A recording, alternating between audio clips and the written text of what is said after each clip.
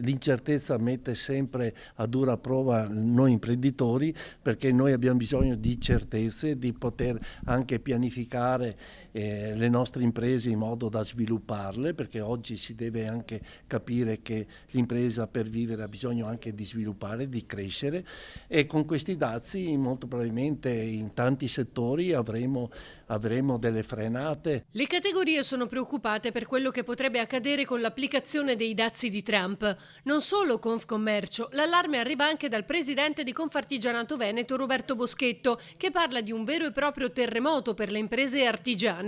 A preoccupare, evidenzia, è anche l'impatto sulla Germania, principale paese di destinazione dell'Italia.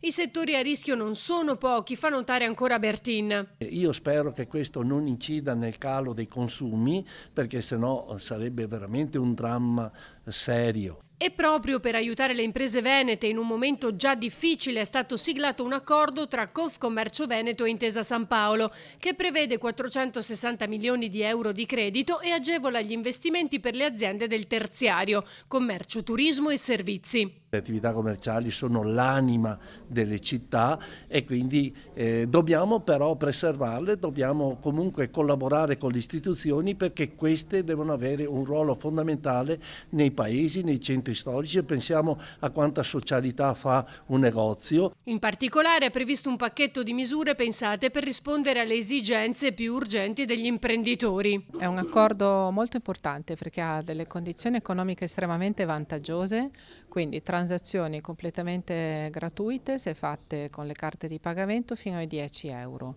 E insieme a questo anche tante novità con le modalità di pagamento che aiutano sempre di più a gestire le proprie modalità, che si sia commercio, servizi oppure sistema alberghiero. Ormai diciamo che il digitale è entrato pienamente a far parte del mondo dei pagamenti.